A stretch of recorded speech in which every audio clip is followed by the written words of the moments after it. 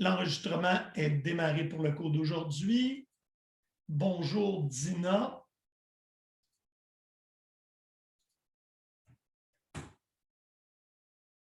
David, on a du monde qui viennent nous rejoindre un peu plus tard qu'à l'habitude, mais je suis heureux, ils viennent au cours. Alors, donc, on a revisé la différence entre les apostrophes, communément appelés par votre prof des guidis, qui dénominent une chaîne de caractères.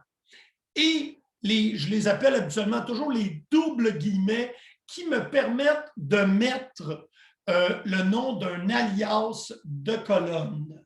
Charbel nous rejoint.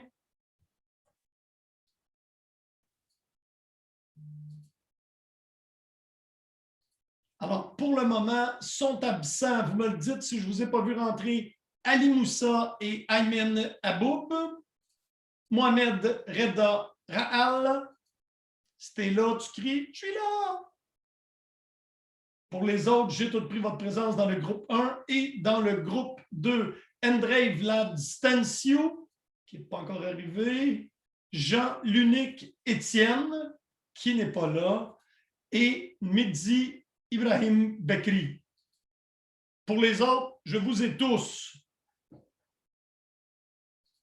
Alors donc, on a parlé des guidis comme ça pour les chaînes de caractères et les guillemets. C'est le seul endroit où vous utilisez des guillemets dans l'SQL Oracle. C'est pour dénominer des alias de colonnes. Et je répète le mot alias pour le faire rentrer.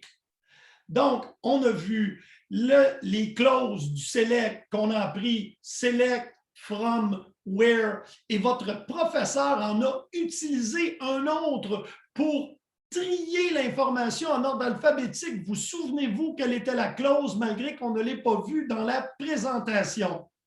Dernière clause du select qu'on a vue pour trier l'information. Est-ce que j'ai quelqu'un qui se souvient de la clause? C'est bon de gratter votre cerveau. Order by, bravo, Olivier, Kevin, right on, Mihai aussi, félicitations. Donc, bravo, vous avez une bonne mémoire. Et on a aussi appris quelque chose. On va travailler avec 3 types de données en SQL. Quels sont-ils les 3 types avec lesquels nous allons travailler? Je vous demande la dénomination de SQL d'Oracle. Donc, on a appris 3 types. Quels sont-ils? On peut avoir dans une colonne A ou A ou A. Isaac, int, c'est un bel essai, mais pas dans le monde Oracle.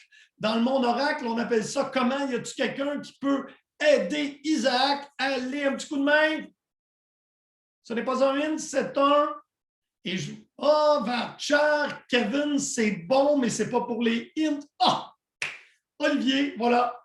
Olivier nous a tout killé, copié, collé à partir de la présentation. C'est très bon. Ce sont les. Ah, c'est vraiment Olivier. Ben, bravo. Écoutez, c'est les dates, les numbers. Et un int, c'est juste un number spécial. Dans le cas d'Oracle, c'est qu'il y a 0 chiffre après le point. Et varchar 2, c'est une chaîne de caractères. Il me manquait juste Varchar, fait que merci Kevin. C'est le seul qui me manquait. Je savais qu'il me manquait un, mais je me rappelle plus c'était lequel.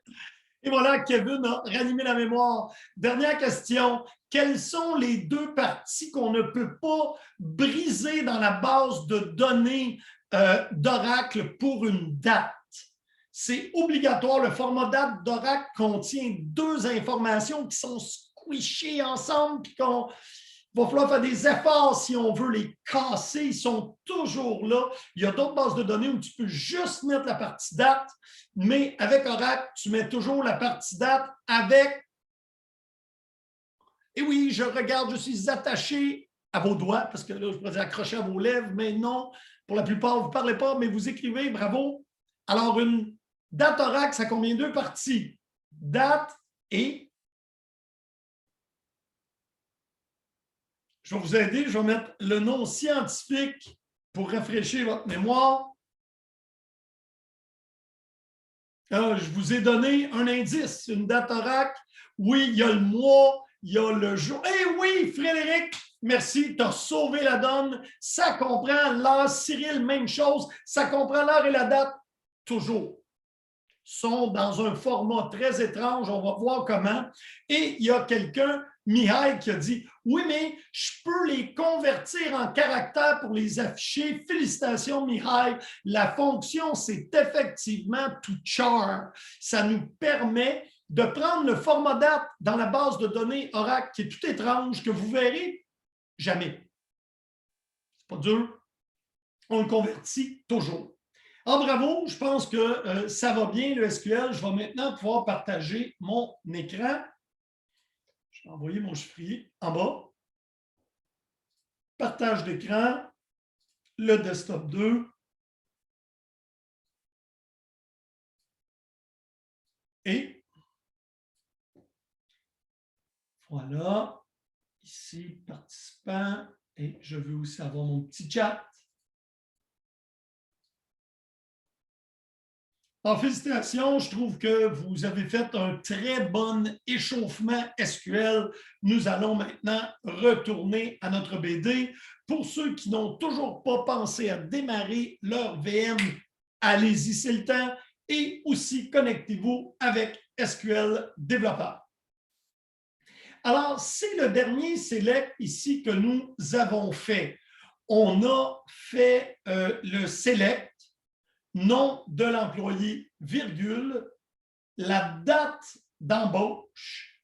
Et là, on a utilisé la fonction là, toChar. Ça va prendre le format date interne d'Oracle et ça va lui donner le format que vous mettez ici en second. Et on a aussi rajouté une troisième colonne qui nous a appris à travailler avec une fonction. La fonction, c'est extract year from, et là, c'est la colonne hire date.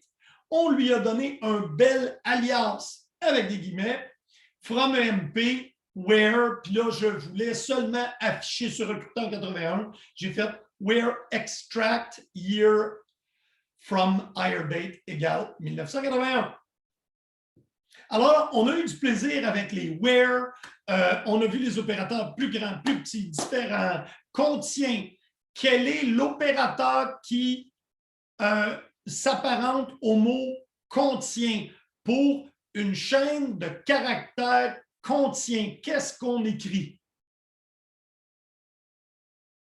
Donc, c'est un opérateur et c'est pour nous permettre de trouver Beau séjour, c'est pas loin, mais non, on n'est pas loin. On veut dire, mettons, le nom contient la lettre R. Étoile R. Étoile R. On s'en vient, on s'en vient. J'ai-tu quelqu'un qui va se souvenir de où Adam, t'es juste trop fort.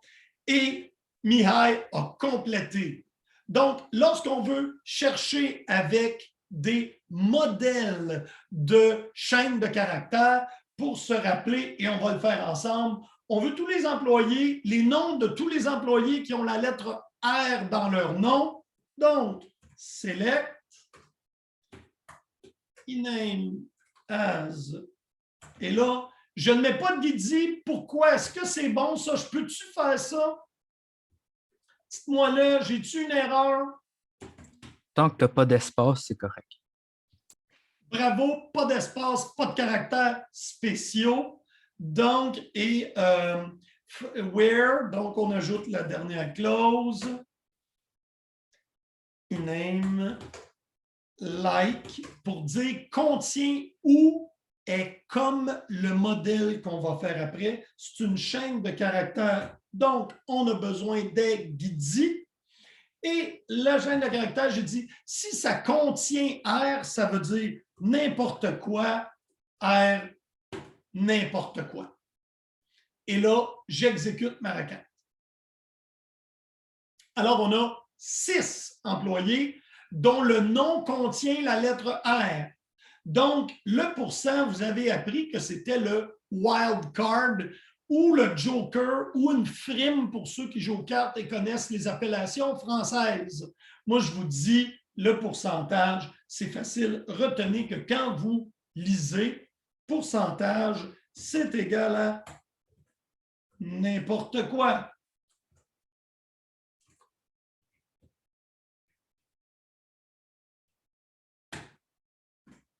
Voilà. Et là, c'est facile à dire. Where iname comme n'importe quoi R n'importe quoi. Et vous pouvez traduire dans votre tête par le mot contient. La lettre R. Et si je voulais ER, ben j'aurais dit, puis là, je vais faire par exprès, donc contient les lettres ER. Et là, il n'y a pas de pourcent entre les deux, donc il faut que ER soit collé. Contient ER. Et est-ce qu'il y a quelqu'un qui pourrait me dire comment j'écrirais débute par la lettre A? Donc, je répète, je vous demande quel est le modèle ou le patron pour débute par la lettre A. Eh bien, oui, wow, where iname like Adam, c'est juste trop fort, je suis à terre. Mais si je vous demande juste le modèle, effectivement, c'est bon, Olivier, ça se traduit par A, n'importe quoi. Et si je vous demande se termine par la lettre R,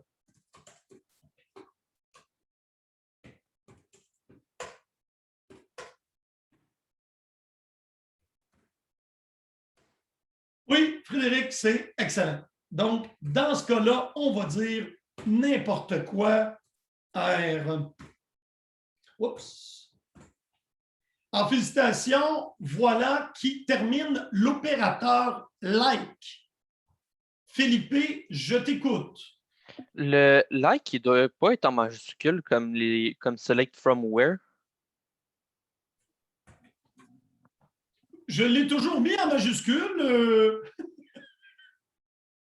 Oui, tu as entièrement raison, c'est un mot-clé. On comprend par contre que ça va fonctionner pareil, mais que ça ne fait pas partie des bonnes pratiques. Alors, c'est bon. Si jamais tu l'as mis comme ça, on va essayer d'un test comme ça, juste pour le fun, comme ça, bouton de droite. Dites-le pas à personne, mais j'ai installé un super formateur. Alors, si jamais j'avais écrit, on va faire un test, S-E-L-E-C-T, et je suis rendu au moment de la remise et je veux que mon prof ait quelque chose de beau. Bouton de droite, format et ta-da-da! Ah ben, on a un petit étudiant qui veut venir nous rejoindre. Je suis très heureux. Je vais le laisser rentrer après avoir pris sa présence. Aymen Aboub, ici.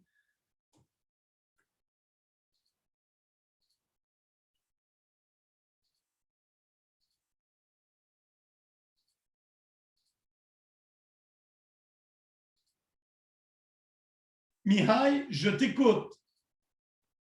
Monsieur, moi, quand j'ai fait format, ça me l'a mis sur 7 lignes à la place de 3. Ah, comment est-ce qu'on peut arranger ça? SQL développeur, préférence. Et si je me souviens bien, c'est dans l'éditeur de code. Format. Format avancé. Ah là, hein, vous trouvez ça joli? Allez-y. Et là, tu vas venir enlever les line breaks. Moi, après une virgule, pas de break. Puis c'est ici que tu viens modifier. Alors, keyword case upper, identifier lower, les commentaires, on y touche pas, et partout il fait des bris de ligne, tu peux venir les enlever. Pourriez-vous recommencer, monsieur? J'ai pas vu. Ben, c'est tes préférences. Donc, OK. dans SQL Développeur Préférences. Vous autres, je crois que c'est sous Outils, ceux qui ont la version Windows. Est-ce que je me trompe? Tools Preference? Ouais, c'est Preference. Ouais. Va-t'en dans tes préférences. Ici, dans l'arbre de gauche, sous Éditeur de code, Format, Format Advanced. Puis là, je vous sauve de l'ouvrage. Comprenez-vous que si vous me remettez du SQL et qui n'est pas formaté, étant donné que vous avez juste à faire ça, ben, je ne serai pas un prof heureux, puis ça me coûte des petits points. Alors, prenez 2 minutes après et faites du beau SQL. Ce n'est pas compliqué, le SQL. Et là, je vous donne l'outil pour faire tout formaté pour vous. Est-ce qu'il y en a d'autres qui ont des questions sur comment me faire du beau SQL? Ouais, ça marche. Ça me fait plaisir. Moi, Merci, monsieur. Moi, je n'étais pas attentif. Est-ce que vous pourriez juste remontrer c'est où? Ben oui, Frédéric, tu es sur Windows, donc tu vas aller dans Tools, Préférences ou Outils Préférences si tu es en français. Et tu vas aller sous Éditeur de code, Format, Format avancé. Et là, si ça te fait plein de bris de lignes, viens mettre ta configuration comme ça. Puis si tu n'as pas le temps, ben, je vais fermer ça dans 30 secondes. Tu prends ton petit outil de prise d'écran, tu fais une capture d'écran, tu regardes ça, puis tu pourras faire ça dans ton temps. Ça te convient, Frédéric? Oui. 5, 4, 3, 2, 1, nous allons faire disparaître l'écran.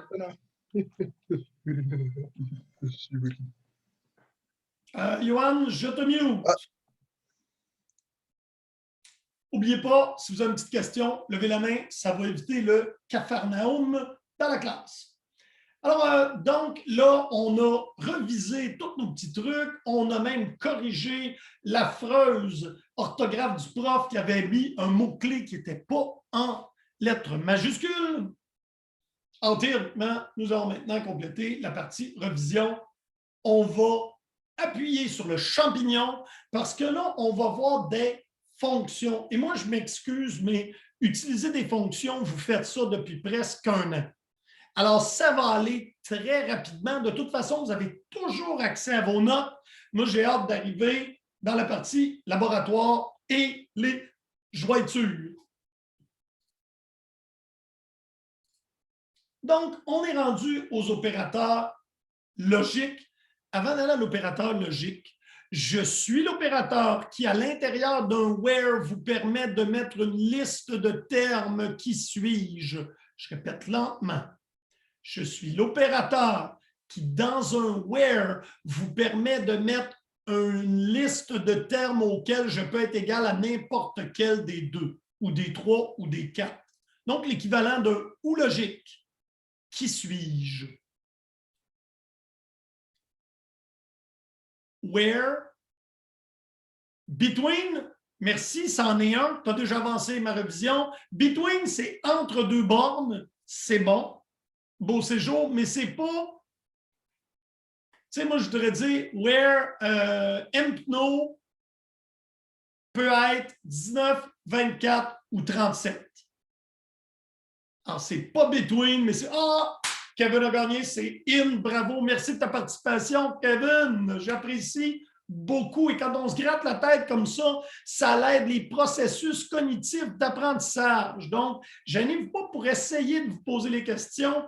Fermez Facebook, fermez YouTube, prenez votre téléphone cellulaire, lancez-le par en arrière, restez avec moi, puis ça va vous sauver beaucoup de temps de revision. Et là, on a les opérateurs logiques. Est-ce qu'il y en a qui ne connaissent pas l'opérateur et ou et not? C'est ce que je pensais. Not. Not ici n'étant pas votre note, mais note comme le nom, comme pour renverser une valeur booléenne.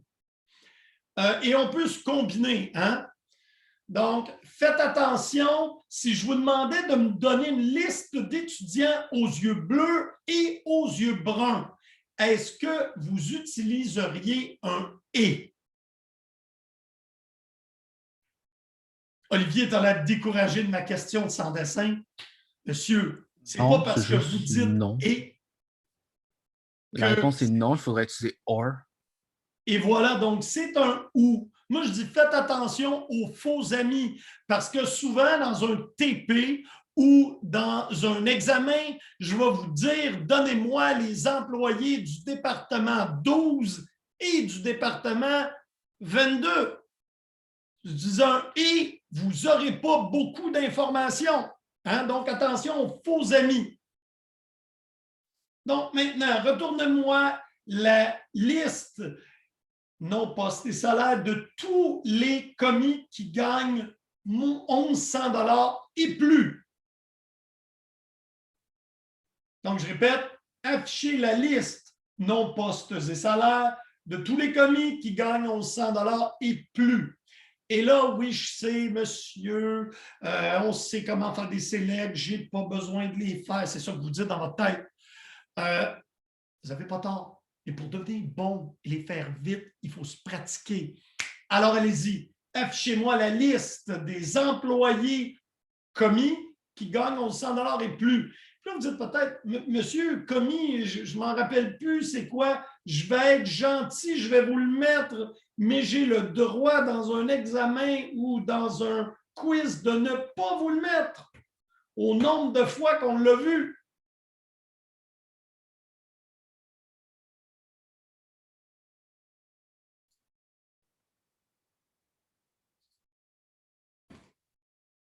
Donc, je vous avais demandé postes et salaires. Donc, job as poste, virgule, sal as.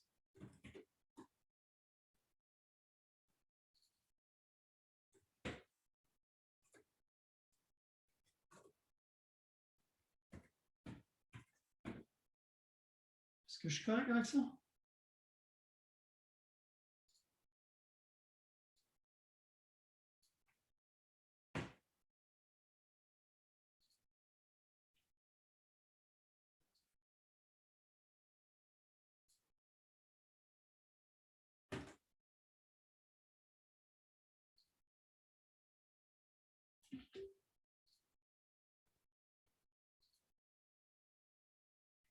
Je fais juste vous dire, parce qu'il y en a qui m'ont posé la question, monsieur, allez-vous mettre la dernière version, parce que je vois que vous faites des modifications, faites-vous-en pas. C'est simplement pour mettre la bonne capitalisation que je reprends les captures d'écran à quelques occasions. Il y en a qui n'ont pas compris. Si je vous demande 1100 $ et plus, je veux donc plus grand ou égal à 1100. Monsieur, j'ai écrit plus grand qu'1100, vais-je perdre des points? La réponse, c'est oui. Parce que, regarde, vous n'auriez pas eu Adam. Est-ce qu'on perd les points si on dit 1099 plus grand que 1099? Oui, parce que si ça avait été des chiffres à virgule flottante, tu aurais eu 1099 et 50 que je ne veux pas. OK. Alors ici, je vous demande la liste de tous les employés qui sont des commis ou qui gagnent 1100 $ et plus.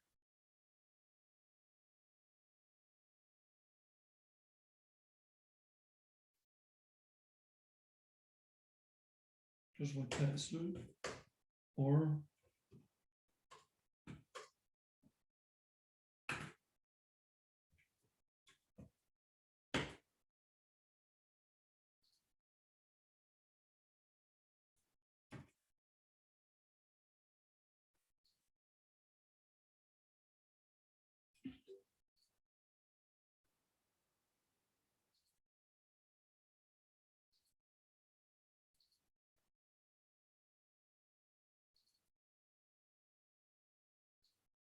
Est-ce que tout le monde avait eu la bonne réponse?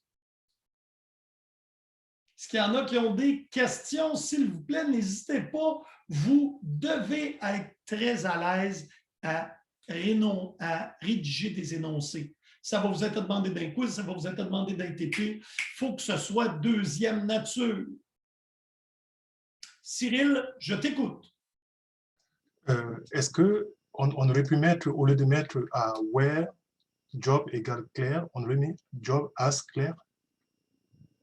Non. OK. Dans le where, tu dois utiliser le nom des colonnes. Les alias, retenez-le, c'est une question de quiz. Ça ne sert qu'à mettre un joli nom sur une colonne. J'ai une question, moi. Oui, Là, Catherine, je regarde vos je screenshots. t'écoute. J'ai la même chose que vos screenshots, mais moi, ce que je comprends quand j'entends. OK, non, j'ai compris il était où mon problème. OK. Ah, mais j'aimerais pareil J'irai que pas tu en nous le donnes pour aider les autres, Catherine. Je l'ai comme oublié c'était quoi les conditions, le OR que j'essayais de faire dans ma tête. Fait que là, je lisais les résultats, puis je voyais des salaires en dessous d'1100, puis j'étais un petit peu confuse, mais c'est littéralement que j'ai oublié qu'est-ce que j'étais en train de faire. Fait que... Mais tu n'étais pas toute seule à se dire comment ça se fait? Est-ce que j'ai d'autres choses que des commis ou du monde qui gagne plus qu'on sent? Comprenez que le ou va m'amener. Puis là, je vais leur lire. Tous les employés qui gagnent plus de 1100 et ceux qui ont une job égale à clerk. C'est pour ça que je dis le français, puis c'est pour ça que je le fais pratiquer. Le français et les opérations booléennes, des fois, c'est comme en français, quand je te dis ça et ça veut dire un ou. Ça veut dire que je veux tous ceux-là plus tous ceux-là. Quand on fait une opération booléenne de français qui est un et, souvent, on veut dire un ou logique. C'est un Est-ce bon qu'il y a point. est-ce qu'il y a un ou exclusif en SQL? Je ne crois pas. OK. Hein? Mihai, vas-y, mais je vais vérifier au même moment où on s'en parle. Monsieur, est-ce que pour les TP puis pour les examens, est-ce que c'est vous que vous allez nous donner les tableaux SQL, ou c'est à nous de les faire?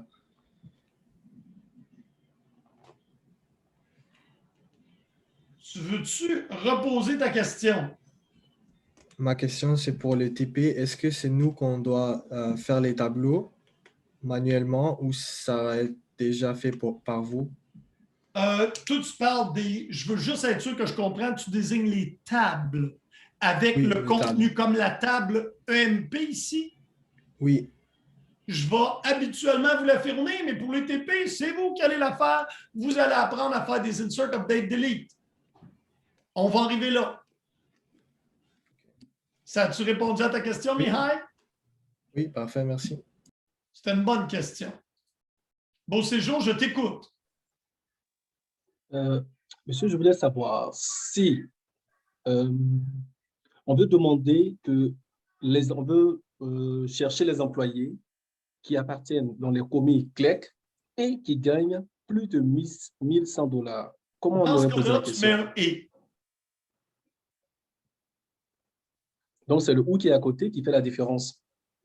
Le ou qui est ici va m'amener, si ton salaire est plus grand qu'on 100, ça va s'afficher, ou si tu es un clerk, ça va s'afficher. Si je mets un end logique ici, c'est la, j'aurais écrit affichez-moi les clerks qui gagnent plus de 1100 $. Ça, c'est ça que ça va faire. Et Mihai, ou ceux ou celles qui ont posé la question sur le ou exclusif. En fait, le ou exclusif ne retourne pas les doublons. Quel est le mot-clé que nous avons appris qui éliminerait les doublons d'une liste?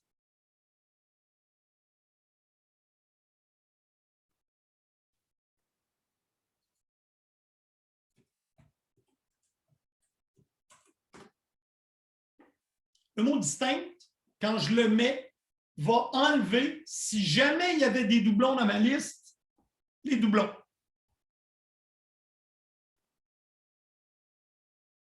On poursuit. On va maintenant utiliser le note, afficher la liste des employés et leur poste. Donc, je veux leur nom et leur poste qui ne sont ni commis ni manager. Cyril, je t'écoute. Des doublons en nom ou bien des doublons en prix? Des doublons. Si c'est tout pareil, je ne te le retourne pas deux fois. Donc, si tu mets juste la colonne de poste, on sait qu'il y a plein de postes qui sont doublés. Si tu fais distinct poste, il va te mettre les postes une fois. OK. Ça Merci. élimine des rangées retournées les doublons. C'est vraiment ça, distinct. Là, on n'en a pas naturellement, donc ça ne change rien. Donc, là, on a demandé les employés qui ne sont ni commis ni manager. Donc, where job. Puis là, vous n'aimerez pas ça, ce que je vais faire, parce que vous n'y avez peut-être pas pensé. Not in.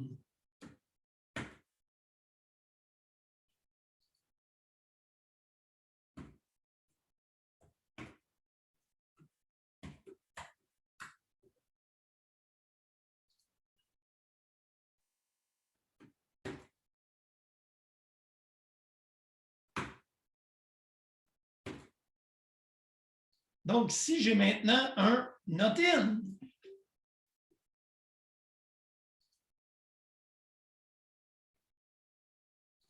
Question, je vais le poster dans le chat, mais pourquoi est-ce que ça ne marche pas? Parce que je l'ai testé, là, c'était ça que j'avais marqué au début.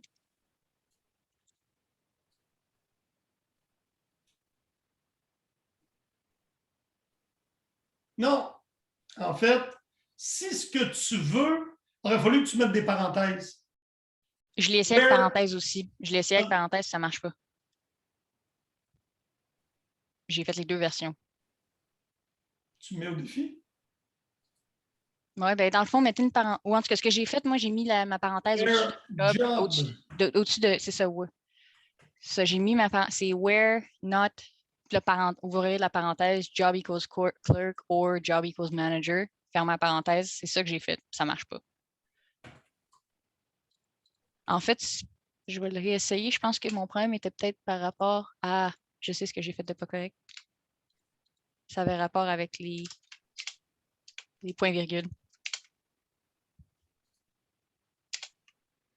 Ah, ça marche pas quand même. OK.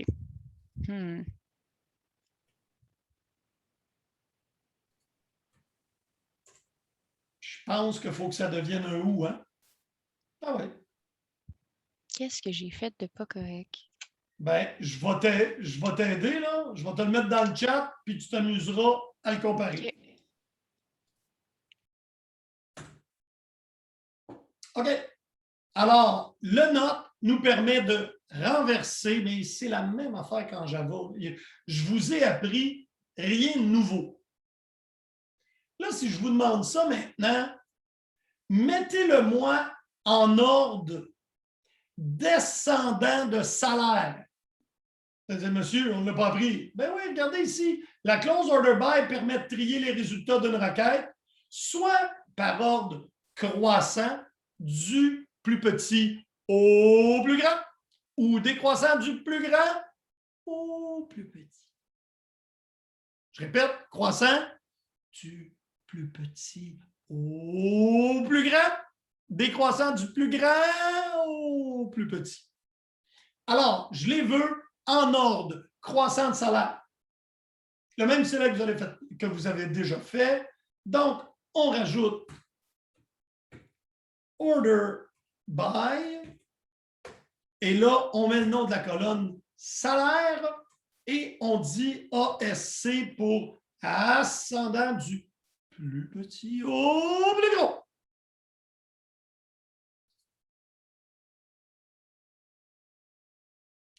Oh. Et si je les voulais en ordre descendant?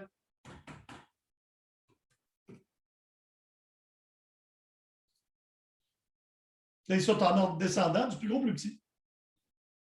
Oui, monsieur, j'aimerais mieux avoir un ordre alphabétique de nom. Ben oui.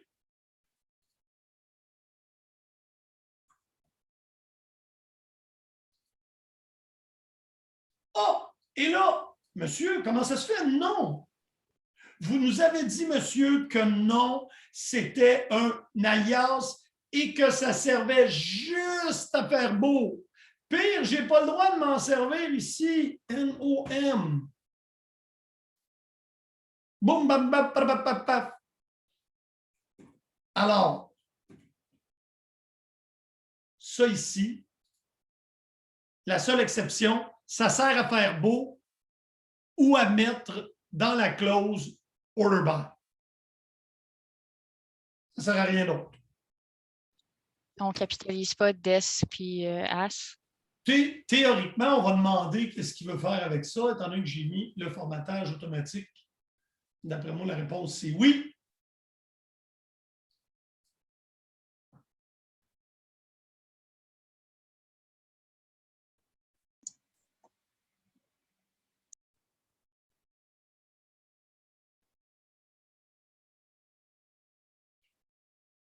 Donc, vous savez maintenant que la close order by doit toujours être la dernière. Select from where nous allons apprendre group by, having, order by. Order by, toujours la dernière. Ça va jusque-là? Et vous savez maintenant comment l'utiliser. Oui, mais monsieur, si j'avais comme, mettons, des choses qui se doublent, puis je voudrais mettre en ordre 2 colonnes, mettons par ordre de numéro de département, puis dans un même numéro de département, je voudrais en ordre alphabétique. Donc, je vous demande d'afficher les emplois et les noms. Juste emploi et nom. Donc, c'est facile, ça. Select e-name. Et là, moi, je vais juste faire ici et mettre mon point-virgule ici. Donc là, j'ai emploi et nom, mais c'est quand même pas si pire. Il m'a quand même, mais je les voudrais par ordre de poste et pour un même poste en ordre alphabétique. Là, monsieur, vous êtes fatiguant. Donc, order by, je les veux par poste, virgule, non. Et si vous ne mettez pas ascending, descending, ascending est toujours assumé.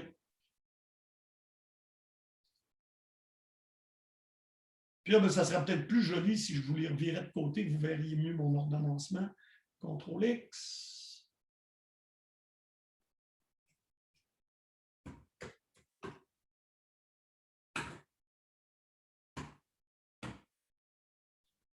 Alors, j'ai 2 analyses, Ford et Scott.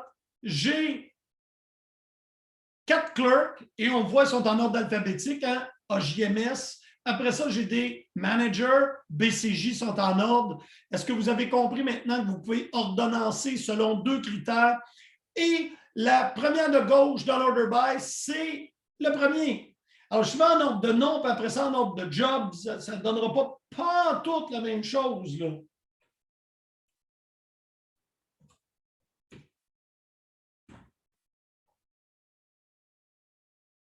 Là, ils sont dans l'ordre alphabétique de nom. S'il y avait eu 2 fois le même nom, lorsque c'est 2 pareils, il aurait regardé de l'autre côté pour les mettre en ordre. Est-ce qu'il y en a qui ne comprennent pas comment on travaille avec le order by? Si je les voulais en ordre alphabétique descendant de poste et en nom ascendant, vous avez aussi le droit de faire ça. Donc là, les postes sont en ordre alphabétique décroissant et les noms, eux, sont en ordre alphabétique. Donc, mes salesmen, on voit que l'ordre, c'est AMTW, mais les postes, c'est SPMCA. Il va faire quoi s'il y a des caractères spéciaux, par exemple, dans les noms? C'est intéressant ta question. En fait, ça va dépendre de comment tu as configuré les paramètres de langage nationaux, ce qu'on appelle les NLS. En ce moment, si je ne me trompe pas, les E sont tous considérés ensemble, accentués ou pas. On verra ça un petit peu plus loin.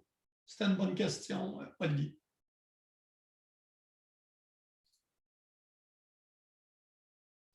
Et là, on voit, et entre autres, ça pourrait nous arriver dans une application web où je vais extraire des rangées, mais je voudrais juste voir les 3 premiers. Si je vous demande, je voudrais les 3 plus gros salaires.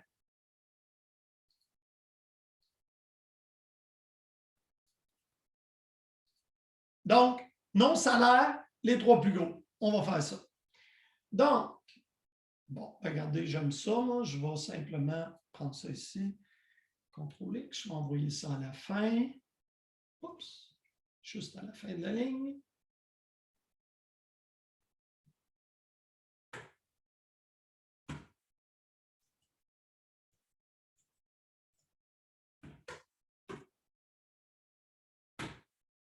Donc là, j'ai nom, salaire. Bon, j'ai laissé poste parce que j'aime ça.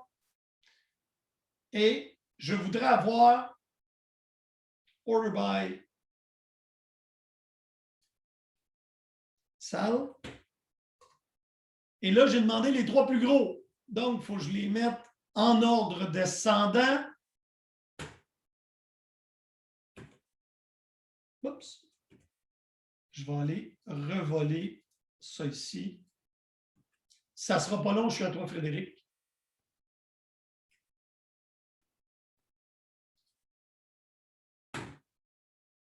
Et là, je vais enlever ce qui traîne.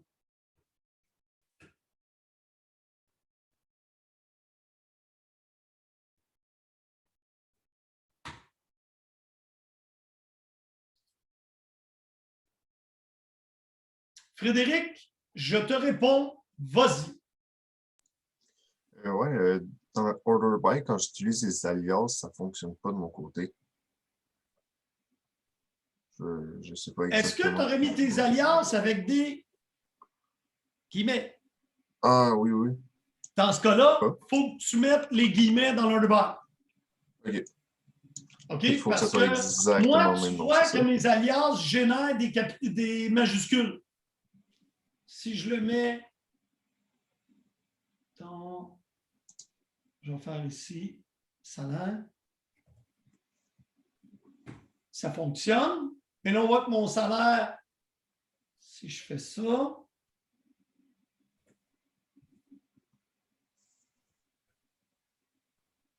ça ne fonctionne plus. Parce que ça, c'est salaire en minuscule. Et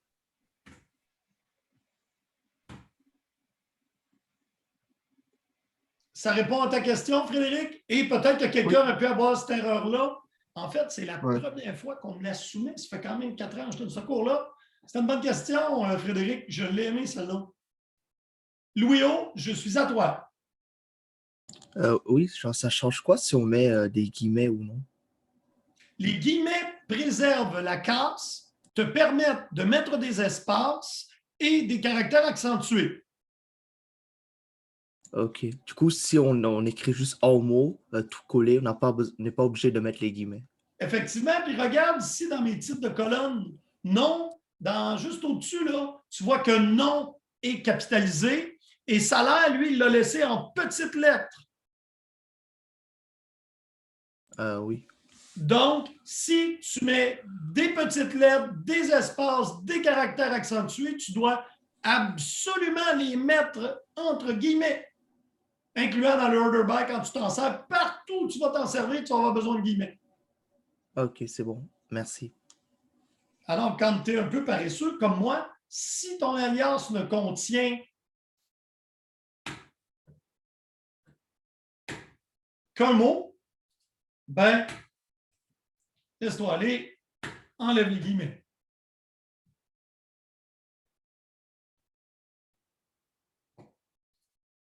Donc, vous connaissez maintenant le First Fetch and Rows qui permet de retourner juste une petite partie des énoncés. Et si je vous demandais le 4e plus gros salaire, tu pourrais dire offset 3. Ça veut dire dans l'ordre, compte 3, puis après ça, ramène-moi-les. Alors, à quoi ça sert habituellement une base de données? Je me recule puis je dis, bon, dans le monde en vérité, on va prendre ici un exemple de club vidéo. Et là, moi, je suis toujours curieux de demander dans mes cours, qui n'a jamais été dans un club vidéo pour louer un film sur un média physique, genre une cassette, ça d'après moi, il n'y en a pas un ici qui a vu ça, ou un DVD. Moi, j'ai vu des cassettes quand j'étais petite. On louait mes films sur cassette VHS. Moi aussi. J'en ai vu. Mais vous n'en avez jamais loué au club vidéo? Ben oui, j'en ai loué. Ben oui, c'est ce que je dis. Moi, j'en ai acheté. Moi, je me rappelle de quand j'ai reçu mon premier lecteur DVD. Genre, j'étais assez vieille pour me rappeler de ça. Donc, c'était mon premier film, c'était Shrek. Oh, ouais. Ça, c'était bon. Ouais, c'était ça. C'est ça, moi aussi, c'était genre Et, Shrek, il y avait le- avec- Je t'appellerai princesse Fiona. Je suis vieille. Alors, c'est en faisant des blagues, mais l'exemple que j'ai il est d'un club vidéo, c'est un endroit où on allait et on pouvait louer un média physique sur lequel se trouvait un film. Alors, on a ici, quand tu y allais, tu t'enregistrais comme client sur une fiche comme celle-là. Et ça ici, ça s'appelle un enregistrement et ça contient des champs. Hein, les champs nom, prénom, date de naissance, adresse, ville, province. Des types, et là, on a le contenu. Vous comprenez que quand on implante ça dans une base de données, on vire ça à l'envers. Hein? Les colonnes vont être nom, prénom, date de naissance, adresse, ville, province, téléphone. Et là, le type, texte, date. Texte, est-ce que vous vous souvenez en oracle, ça se traduit comment? Chaîne de caractères, c'est un. Puis le V que je vous fais là n'est pas pour victory, mais pour Varchar 2. varchar 2, pour char pour caractère, var pour variable. Alors, j'ai ma fiche client, j'ai ma fiche film, ce qui va se traduire dans la base de données par deux tables. Et je vais créer une table d'emprunt. Par contre, est-ce que c'est possible que j'aie deux Ned Stark dans ma base de données? Selon vous, qu'est-ce qu'on fait intuitivement pour ne pas avoir de doublons, pour être capable d'identifier un enregistrement de façon unique? Au collège, vous avez quelque chose qui vous est assigné. Le numéro de DA. Oui, on va souvent ajouter un champ unique. Et dans le cas de mon exemple, ici, c'est un numéro de client. Et ça va s'appeler une clé primaire. On va y arriver. Donc, quelles informations, si je tenais un registre des emprunts, je dois avoir pour savoir vraiment qui a loué le film, à quel moment, est-ce qu'il est retourné? Puis là, on comprend que si dans mon journal, je devais tout répéter l'information de l'emprunt, ce serait très long. Là, je te demanderais ton nom, ton numéro, ton adresse, ton numéro de téléphone. Je me dis, monsieur, ça ne marche pas beaucoup votre affaire. Puis là, le film que tu as emprunté, il y a peut-être le titre, l'année.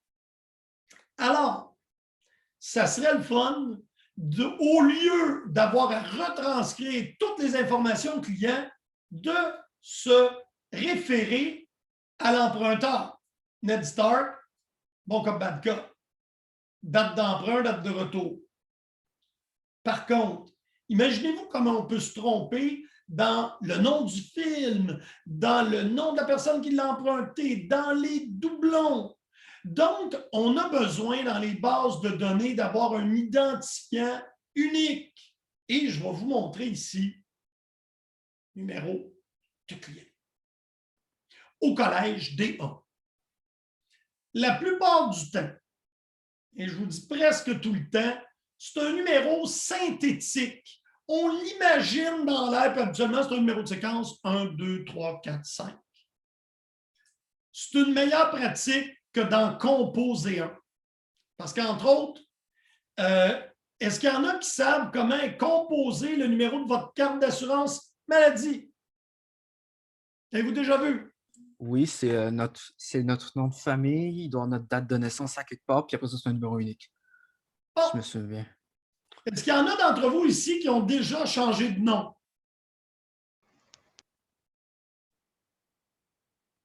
Je suis seul? Ben, j'ai changé de nom. Moi, il y avait un problème avec mon nom de famille. Par chance, à l'époque, ma carte d'assurance maladie a été mise à mon nom de famille d'usage, qui est Brodeur. D'ailleurs, ils ont fait les corrections au registre de l'État civil. Mais s'il avait été émis à mon ancien nom, vous comprenez qu'on va se servir de ça, la clé primaire, dans plein d'autres tables pour ne pas avoir à traîner toute l'information. Alors, changer une clé primaire, c'est l'enfer. C'est pour ça qu'on recommande de prendre un numéro qui ne veut rien dire et qui n'aura pas besoin de changer dans le temps. C'est ce qu'on appelle une valeur qui me permet d'identifier chaque enregistrement de façon unique. Ça, c'est ce qu'on appelle une clé candidate. Ça veut dire quelque chose qui serait bon pour m'identifier de façon unique. Et là, je donne des exemples. Un numéro d'assurance sociale, un courriel.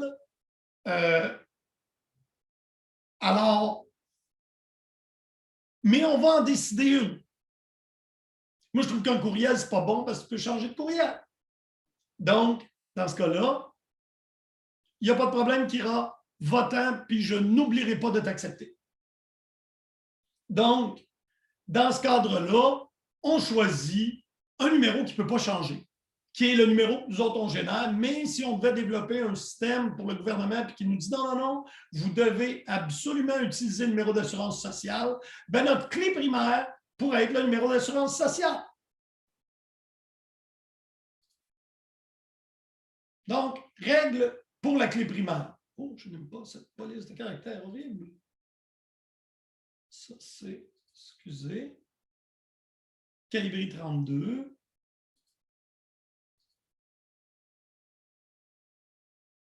On va descendre ça à 32 pour qu'on puisse le voir. Et on veut ça écrit en blanc. Oups. Bon. Donc, une clé primaire est forcément unique puisque ça doit identifier de façon unique un enregistrement. Et deux, elle ne peut pas être nulle, pas vide. Donc, on est obligé de remplir une valeur.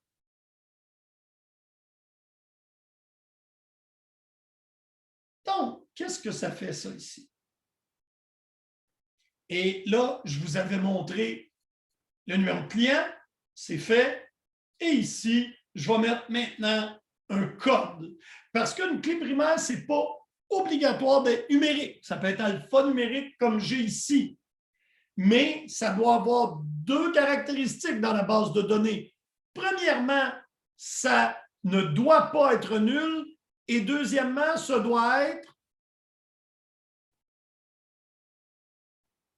Je regarde le chat. Une clé primaire doit être non nulle et dans toute la table, elle doit être unique. Et Bitsam, merci. Bravo, mon séjour. Donc, un coup que j'ai fait ça, regardez si c'est le fun. Mon journal d'emprunt, qui serait ma table d'emprunt, ben, je peux juste mettre un numéro d'emprunt qui serait la clé primaire de l'emprunt et je vais référer au numéro de client et au code de film. Et c'est là qu'on introduit un terme qui va vous mélanger, mais ce n'est pas grave. Le numéro du client, c'est la clé primaire du client dans la table des clients. Si je copie cette clé primaire-là dans une autre table, comme ici la table des emprunts, ça va s'appeler une clé étrangère.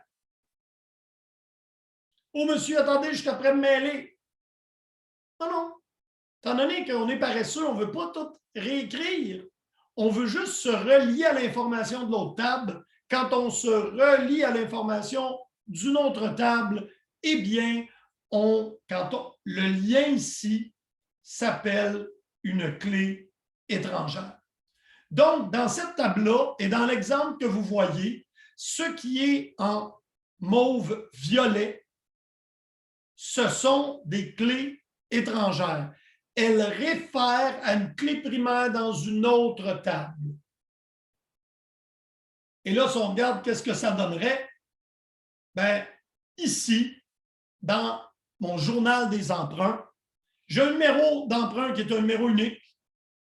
C'est la clé primaire de la table des emprunts.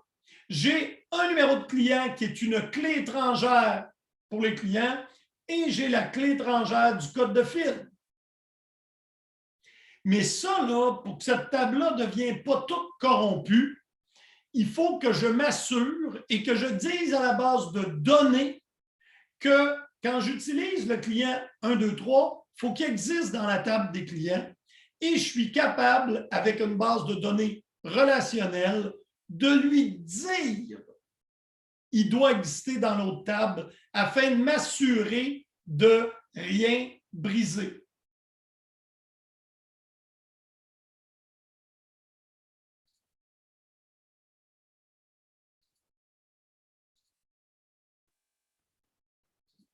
C'est pour enlever la belle petite animation qui est là.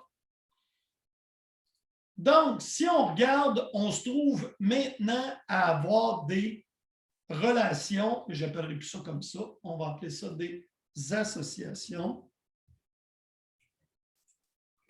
entre les tables.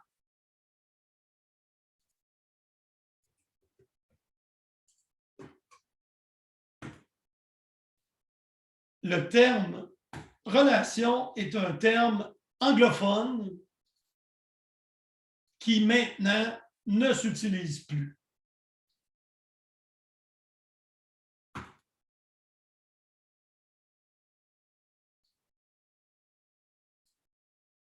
Donc, je vais le mettre entre parenthèses ici, la relation.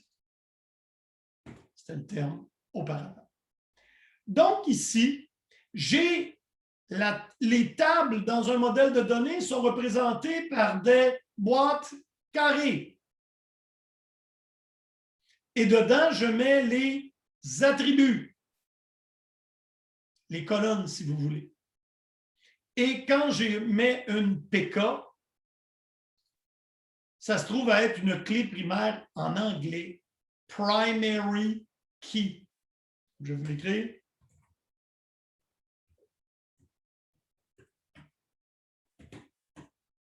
Primary key ou clé primaire. Et en mauve ici, nous avons ce qu'on appelle une foreign key, clé étrangère. Puis on va revenir sur les notions de lien, mais là, ce qu'on voit maintenant, c'est que quand on va dessiner des tables, on va toujours garder en tête de se créer des clés primaires. Et par la suite, si on a besoin de créer une association, on va pouvoir utiliser les clés étrangères dans une autre table pour s'y relier.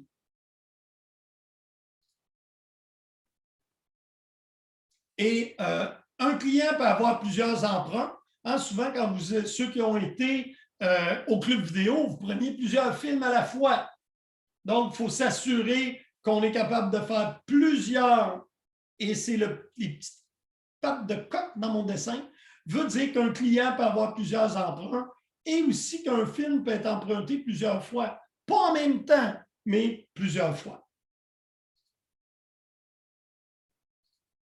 On a le script des clubs vidéo. On va-tu travailler là-dessus? Non, on va travailler plus tard. Et là, je pense qu'on pourrait prendre une petite pause. Qu'est-ce que vous en pensez? De retour à 10, puis on finira à moins quart. Gang, goodbye. On se voit dans 6 minutes.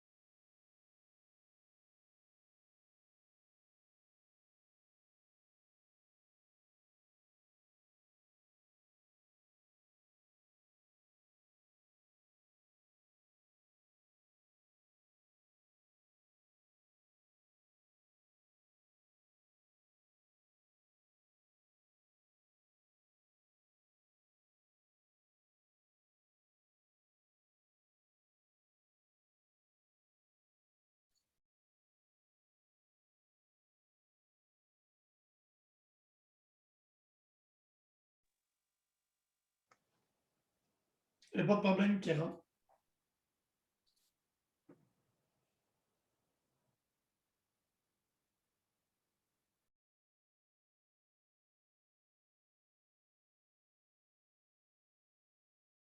Il faut dire que je ne parlais pas, hein, Kéra.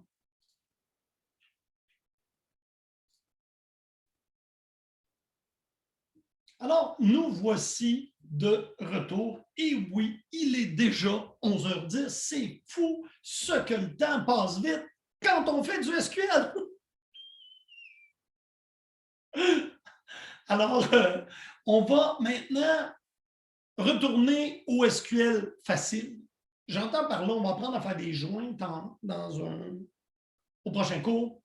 Et là, on va utiliser pour le moment le dernier petit morceau facile, ce sont les champs calculés, les fonctions. Alors, un champ calculé, ça peut être mis dans une colonne de select, dans un where ou même dans un order by. Et ça nous permet de faire un calcul. On l'a un peu fait avec les fonctions extract from here, mais là, on va vraiment faire de l'arithmétique sur les colonnes. Et là, ce que vous ne saviez probablement pas, c'est que le salaire dans la table, c'est le salaire mensuel. Alors, je vais vous demander d'afficher le salaire annuel et vous avez simplement besoin de faire SAL x 12. N'est-ce pas fantastique? Pour ceux qui ont gardé ici l'énoncé,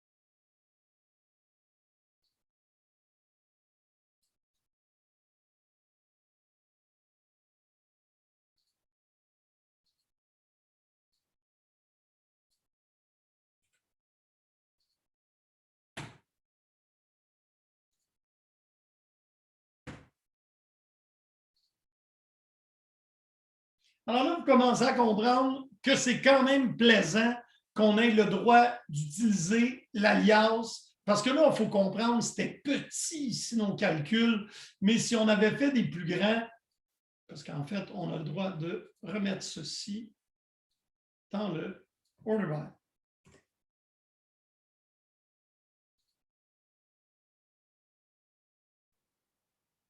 Mais souvent, SAL x 12, ça ne nous allume pas. Là, je l'ai dit, c'est un petit calcul facile. Mais vous devez comprendre que des fois, il est plus complexe que ça. Alors, d'où le côté pratique de pouvoir mettre les alias dans l'order by.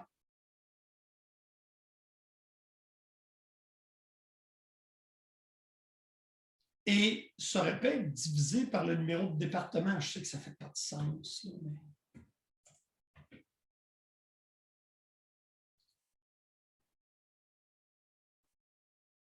Donc, c'est un champ calculé à partir d'expressions arithmétiques. C'est permis. C'est quand même le fun.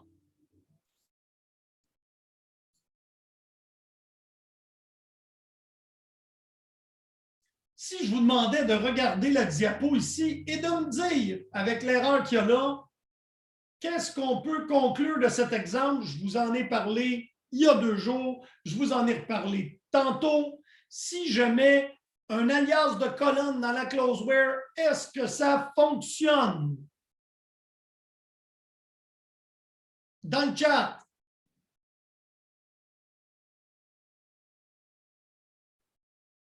Est-ce qu'il y a quelqu'un qui pense que ça fonctionne? Cyril, tu penses que ça fonctionne? Olivier, est-ce que ça fonctionne? Regardez la diapo. J'en ai mis un. Non. Non, ça ne fonctionne pas.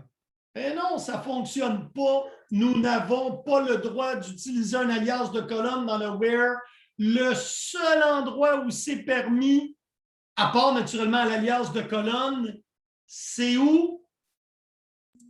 Order by. Exactement ça. Alors, vous devez comprendre, des alias de colonne, c'est super le fun, mais ça sert juste à faire beau et à simplifier la clause order by. Ça va?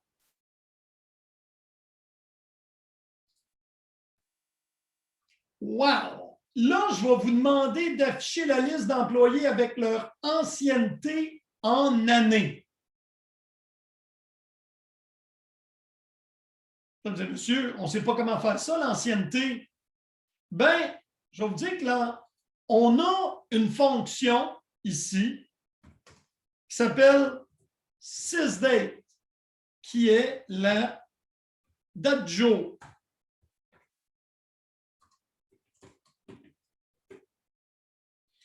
Alors, en faisant sysdate moins hiredate, ça va me retourner le nombre de jours entre aujourd'hui et la date d'embauche. Donc, allons-y, commençons avec ça. Hein? Donc, non embauche ancienneté. On va enlever ça ici.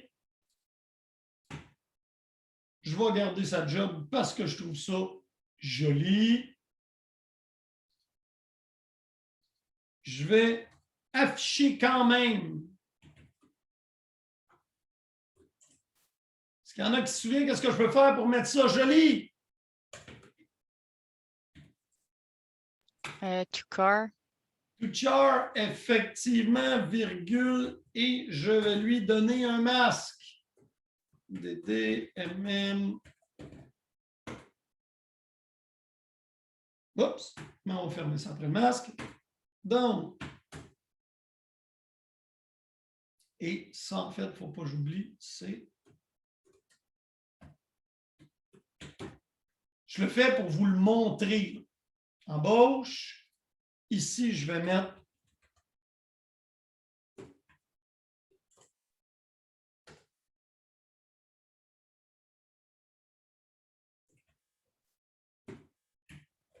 aujourd'hui.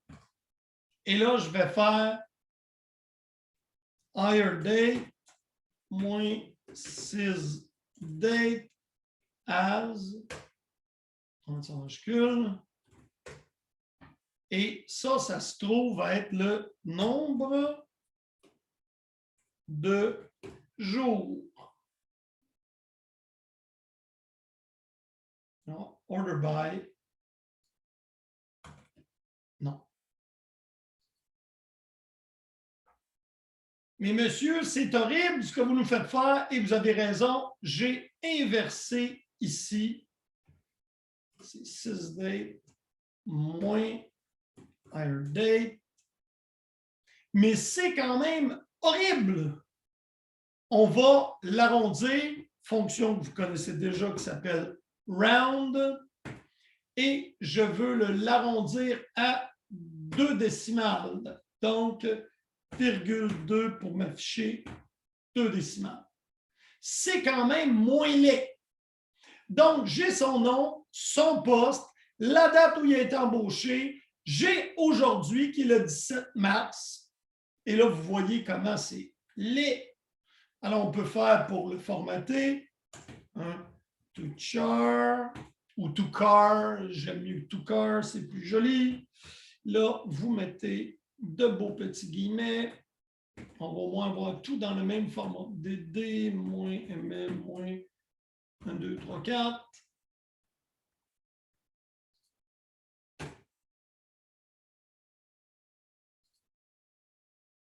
Bon.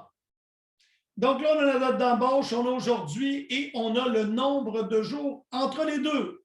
Si vous avez le nombre de jours entre les deux, comment pouvez-vous me le donner en années?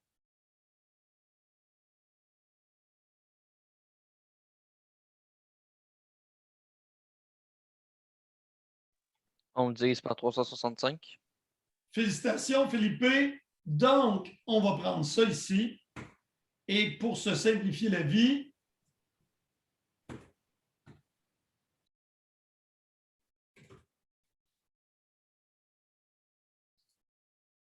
et là, ça ici, ça se trouve à être les années d'ancienneté.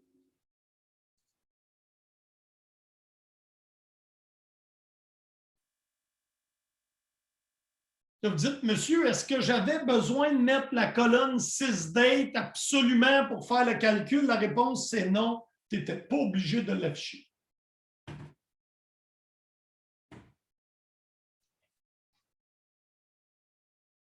C'était juste pour vous permettre de la voir visuellement. Donc là, vous avez appris à arrondir, à formater des dates et à faire des opérations mathématiques avec des colonnes. Et on pourrait le mettre en ordre d'ancienneté.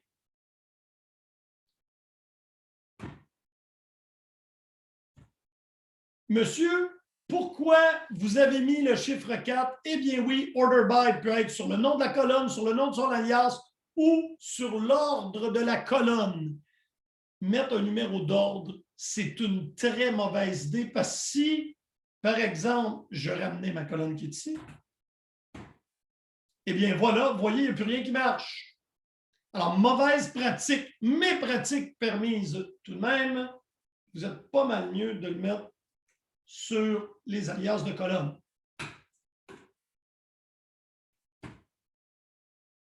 Comme ça, si vous enlevez ou vous rajoutez des colonnes, vous ne ferez pas jouer de vilain tour par SQL.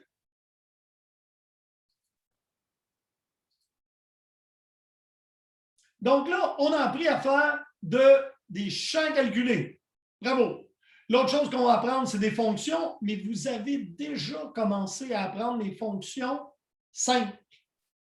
Parce qu'on a deux types de fonctions en SQL. Fonction simple ou scalaire. Monsieur, j'aime pas ça quand vous prenez vos noms compliqués. Oui, mais c'est pas souvent la documentation parle de fonctions scalaires. Alors, je vous dis qu'elle existe. Mais ce sont des fonctions simples ou fonctions qui s'effectuent sur les rangées une par une. Et après ça, on va apprendre à faire des sommes qui vont être effectuées sur un groupe d'enregistrement. Donc, dans les fonctions simples qui retournent un résultat par rangée, et on va apprendre un peu plus tard à faire les fonctions d'agrégat qui retournent un résultat pour un ensemble de rangées, entre autres pour les sommes. Donc, dans les fonctions scalaires, il y en a plusieurs sortes, ça dépend ce qu'elles manipulent. Donc, on peut avoir des fonctions scalaires qui fonctionnent sur les dates. Vous en connaissez une. Comment s'appelle-t-elle? Une fonction qui roule sur les dates. Et plus précisément, c'est une fonction de conversion. C'est la fonction... Allez dans le chat, vous êtes capable.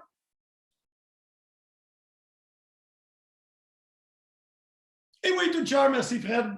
C'est en plein ça. Frédéric avait la bonne réponse. Alors, on a de toutes les sortes et on va rouler très rapidement parce que vous savez c'est quoi une fonction. Donc, une fonction, ça reçoit un argument et ça retourne une seule valeur. Ça agit, je le répète, sur chacune des enregistrements, comme la fonction round. La fonction round, ici, j'ai arrondi chacun des résultats avant de l'afficher. Et on peut les imbriquer. Alors ici, j'ai imbriqué des fonctions. J'ai fait un round et il y avait la fonction 6date aussi. Pas de problème, on peut les mettre les unes dans les autres. Et comme la toChar, prend une date et la transforme en caractère, elle peut changer le type. Vous autres, en Java, comment on appelle ça quand on change un type de données? On appelle ça un... Typecast. Merci beaucoup. C'est un typecast. To chart, to number, to date, c'est changer le format. Donc, je vous ai... Et il y en a...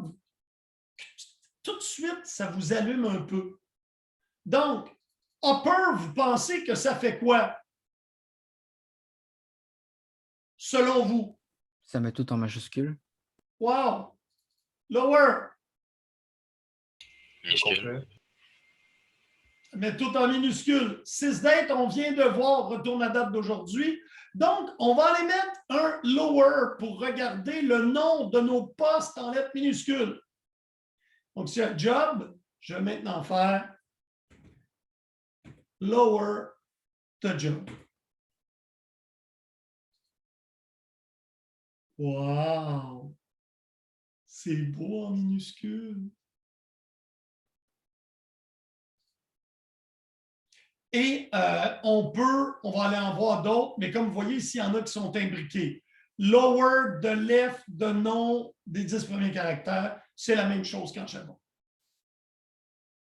Et on peut les utiliser partout.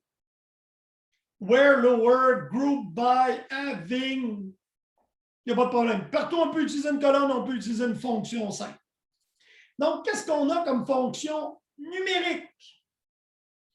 On a round, truncate, ceiling, floor, puis un mode. Vous souvenez-vous qu'est-ce que la fonction mode?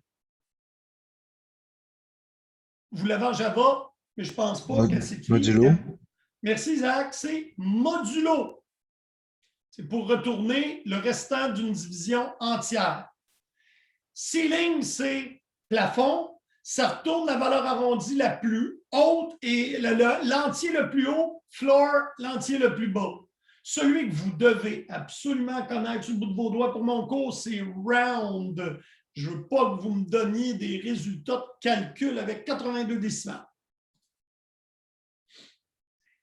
On a aussi des fonctions numériques, sinus, cosinus, tangente, élévation à la puissance, exposant, log, et là, ben voilà, select, power 2 à la 4. From dual, on va voir ce que ça fait.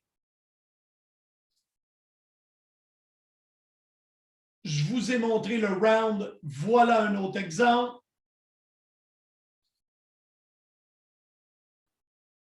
Et là, on vient de faire l'exemple que je vous donne ici. Afficher le nom et l'ancienneté des employés, arrondir le nombre d'années d'ancienneté à 2 décimales. Et on va utiliser deux fonctions, sysdate et round. C'est fait. OK. Les fameux formats de date Oracle contiennent le siècle, l'année, le mois, le jour, l'heure, minute, seconde. Et c'est énorme. Et on peut mettre des dates dans Oracle, vous n'avez pas besoin de retenir ça, mais du 1er janvier 4712 avant Jésus-Christ au 31 décembre 1999, vous comprenez que nous aurons un bug de l'an 10 000. Je vous suggère d'en parler tout de suite à vos enfants. C'est vieux. Alors, et le format interne est inutilisé. Ça ici, c'est si on voulait le changer pour toujours. On ne changera pas pour toujours. Nous, on va habituellement faire la date et la formater. C'est ça là ici. Select sysdate from dual. Vous allez bientôt connaître qu'est-ce que la table dual.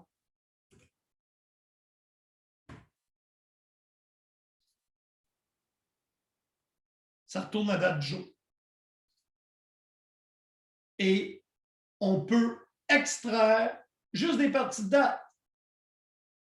Hein? To char, et on lui donne les formats masques. Vous aurez comme devoir de courir les formats masques, mais en fait, c'est comme ça. Et on peut aussi extraire les heures, minutes, secondes. Deux fonctions intéressantes.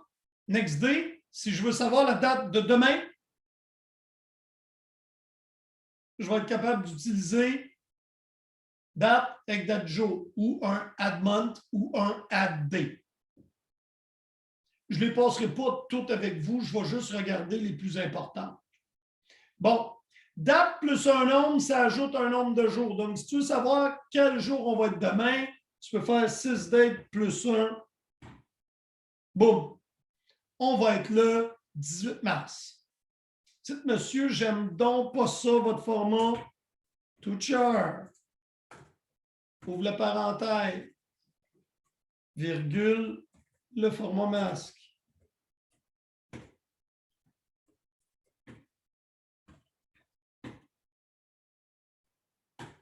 si je fais ça, je n'aurai pas le mois. Pas le jour, l'année. Je vais rajouter ici.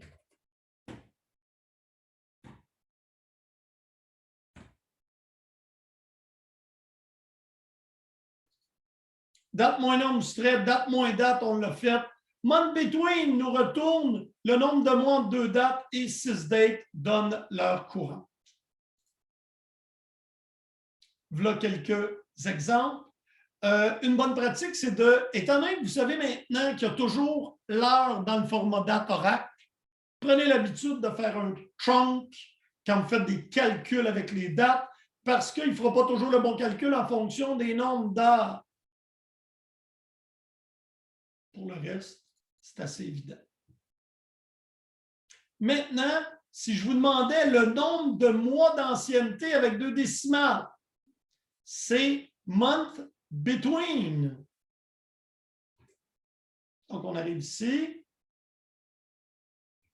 Paresseux, je vais revenir à mon énoncé.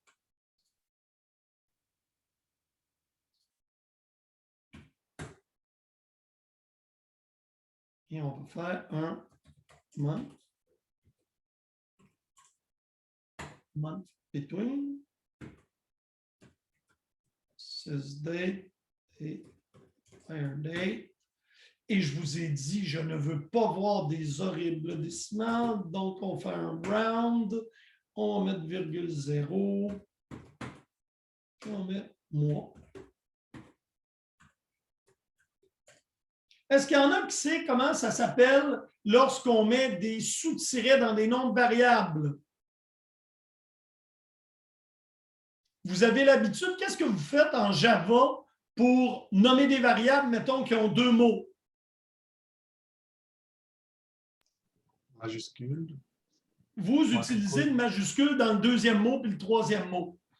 En base de données, on utilise quelque chose qui s'appelle le snake case ou la casse du serpent. Parce qu'avec les petites bosses comme ça, on voit un petit serpent. Donc, la nomenclature en base de données, ce n'est pas d'utiliser des lettres majuscules ou ce que vous appelez, vous, le camel case, c'est d'utiliser le snake case.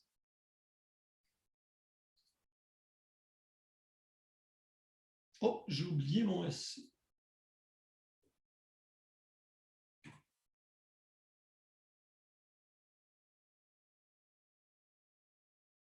Donc là, ici, j'ai une fonction imbriquée dans une fonction.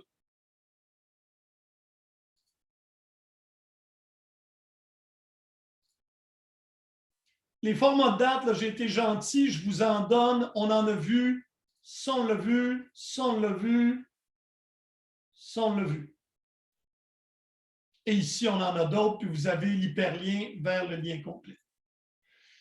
Si vous voulez travailler avec le format de date ANSI,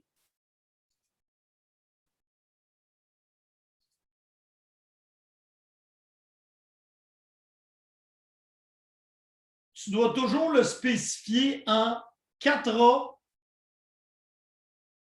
2M, 2J.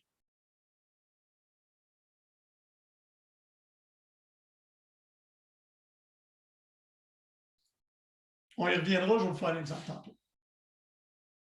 Les fonctions de chaîne de caractères, vous en avez vu plein en Java. Il y a à peu près toujours l'équivalent SQL.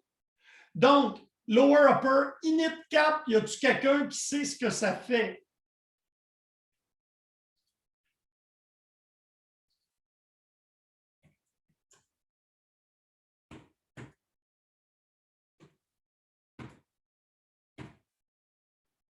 Regardez si c'est beau, on dirait que la base de données était bien créée avec des belles lettres majuscules et minuscules. Donc, init cap rajoute la lettre. En fait, convertit la case pour afficher première lettre en majuscule, les autres en minuscule. Après ça, concat. Quel est l'équivalent en Java à concat, selon vous?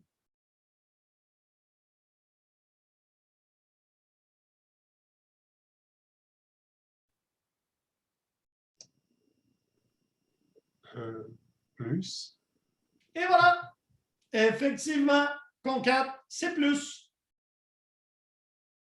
SUBSTR, c'est substrings pour arracher une partie d'une chaîne de caractères. Length, c'est la même chose que vous utilisez avec les tableaux en Java, c'est la longueur. Alors, je ne les passerai pas toutes, mais vous pouvez en avoir besoin. Alors là, on a parlé d'upper, lower. Et là, quand vous faites une comparaison de chaîne de caractères, une des meilleures pratiques, c'est de retourner la colonne dans une case dont vous êtes certain. Donc, quand je vous disais de ramener juste les commis, on va rajouter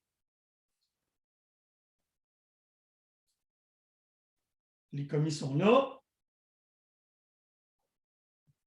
Et ce qu'on va faire, c'est juste les clerks.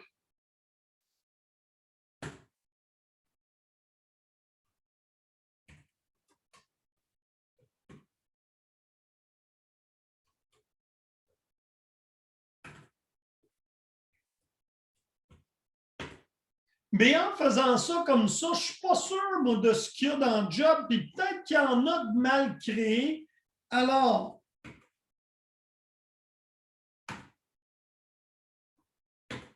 en faisant ça, on s'assure que notre comparaison est bonne. Soit dit en passant ici, ce que j'affiche qui est fait à l'aide d'un lower et ce que je compare, vous voyez, est entièrement différent. Donc, c'est une très bonne pratique de toujours, lorsque je fais une comparaison, de forcer l'upper puis de mettre ma chaîne de caractères en upper. Ça, c'est tous des exemples de fonctions. Bon, upper, lower, et cap, on l'a vu. L-trim, c'est pour enlever des blancs. Couper un string, SUBSTR, on l'a ici. Je demande 4 caractères à partir de la position 3. Et INSTR, c'est pour vérifier s'il y a une chaîne de caractères dans une autre. Concat, je vous l'avais dit, ça les ajoute. Ça, c'est des exemples. Length, la longueur. INSTR, ça retourne la position d'une chaîne de caractères dans une autre. LPAD, AirPad, ça rajoute soit des espaces, des zéros, des astérix, le caractère que vous voulez, pour arriver à une longueur totale connue.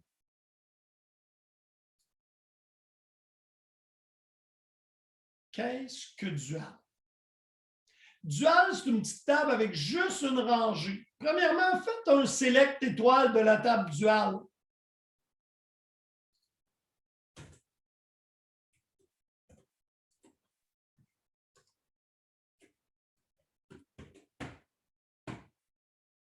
C'est une table avec une colonne qui s'appelle demi et qui contient un seul enregistrement dans lequel il y a X. Donc, si je veux faire select 4 plus 2 et avoir le résultat, je peux faire from dual. Je sais qu'il n'y a rien qu'une rangée tout le temps. Donc, ça me permet d'avoir une calculatrice. Ça marche-tu, 4 moins 2? Ben oui, ça fonctionne. Et on s'en sert souvent pour aller chercher la date du jour dans la base de données. Donc, c'est une petite table dont on sert dans des énoncés pour exécuter des fonctions. Si vous voulez voir comment fonctionne Concat,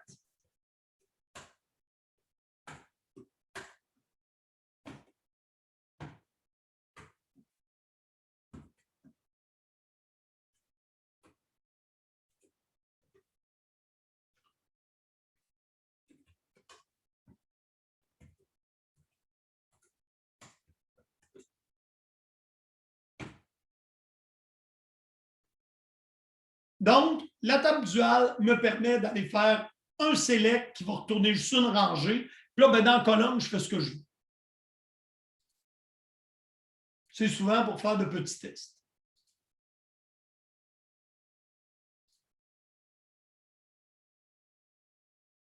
Conversion implicite.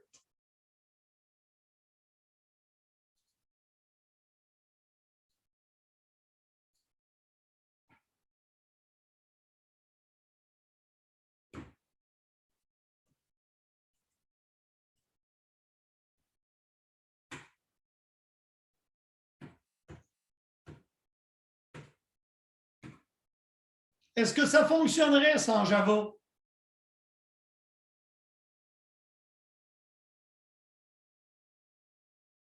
Oui ou non? Je crois Non, pas. des caractères, plus un chiffre, non. Non. Non, en fait, Java est très, très rigide au niveau des types de données. Si tu ne le typecastes pas, puis moi, je peux te dire que le chiffre 6 typecasté, ça ne donne pas l'entier 6, tu ne le dis pas. Mais les BD sont plus gentils. Ce n'est pas une bonne pratique, mais il va automatiquement convertir un varchar en number. Tu donnes un bon format date aussi. Mais on a appris les conversions explicites et c'est ça que je vais vous demander d'utiliser. Touchar pour formater, toDate pour créer une date. Et ça, là, Touchar, on l'a utilisé assez souvent. On n'a pas besoin de poursuivre sur cette merveilleuse lancée. Et là, il y en a, on peut aussi formater des nombres. Ça, c'est pas un rounds pour le formater avec des beaux signes de dollars. Donc, on peut même, je reviens ici, on va rajouter leur salaire.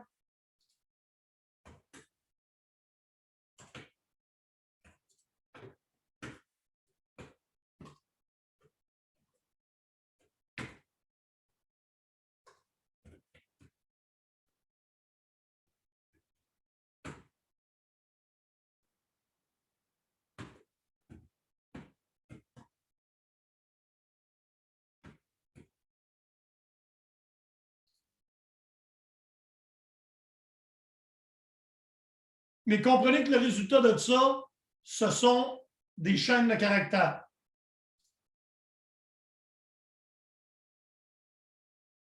Et nous allons terminer avec la notion des nuls. Et moi, je sais ici, j'en ai pas dans ma classe. Je n'ai que des étudiants intelligents. Mais dans une table SQL, on peut peut-être avoir des champs nuls. Et nul, ça ne se compare pas à rien. Un nul, est-ce plus grand que 5? Nul.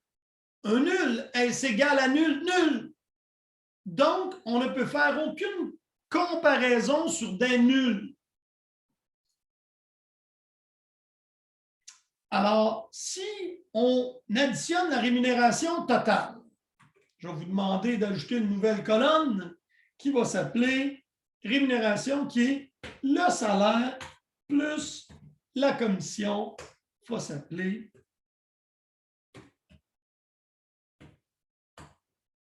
rémunération. Ça n'a aucun sens, monsieur. Ça dit nul partout. Pourtant, je vois bien qu'il y a du salaire. Et oui, n'importe quoi plus un nul, ça donne à vous. Ça donne un nul. Et voilà. Donc, qu'est-ce qu'on peut faire avec ça? On peut le coalescer à 0. Je m'explique.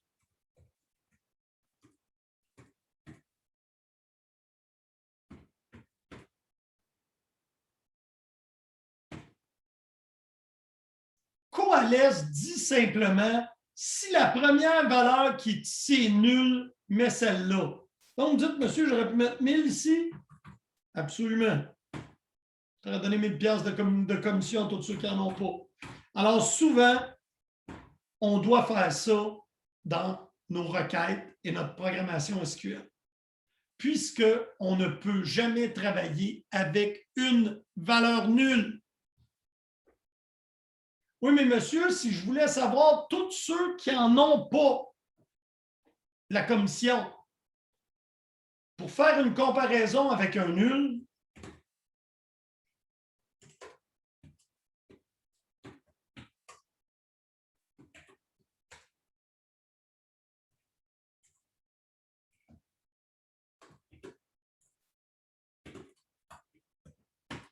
on a l'opérateur isNull. Et on a aussi l'opérateur is not nul. Donc, un nul, ça ne peut pas être comparé à rien. On ne peut pas dire plus grand que nul, plus petit que nul, mais on peut dire is nul ou is not nul.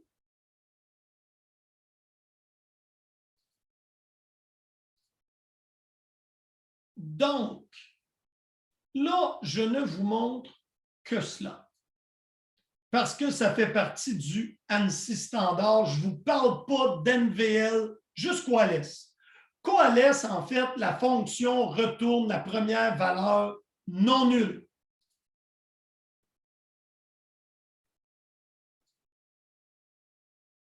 C'est une fonction plus moderne.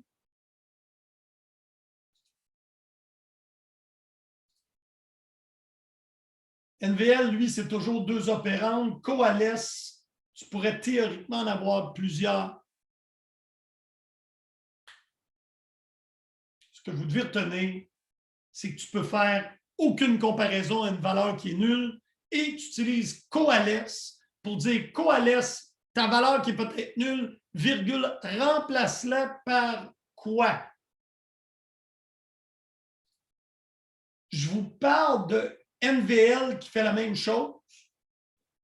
Au cas où il y en a d'entre vous qui a un stage dans une compagnie qui a du Oracle, NVL, c'est la même chose que Coalesce. Sauf qu'il y a seulement deux valeurs. Donc, NVL sal, virgule 0, ça veut dire s'il n'y a pas de salaire, s'il est nul, il va retourner 0. NVL comme, virgule 0, c'est si comme est nul, ça va retourner 0, sinon ça retourne comme. Et on a les exemples ici. Tu peux même en avoir un à 3 valeurs. Puis là, ben, il va retourner adresse 1 s'il n'est pas nul. Si adresse 1 est nul, il va regarder adresse 2. S'il est nul, il va retourner adresse 3.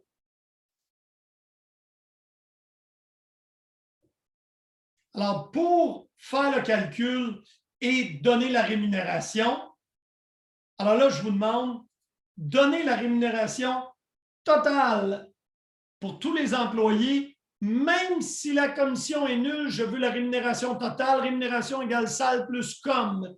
Allez rédiger, c'est votre dernière.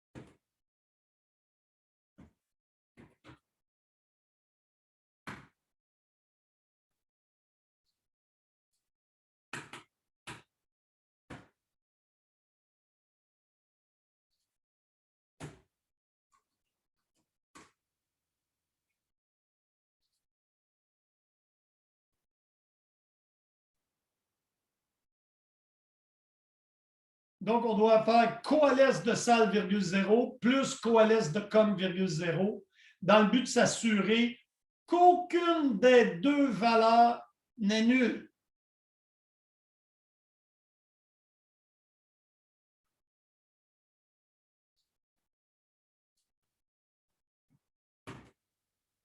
Est-ce qu'il y en a qui ont des questions sur les nuls?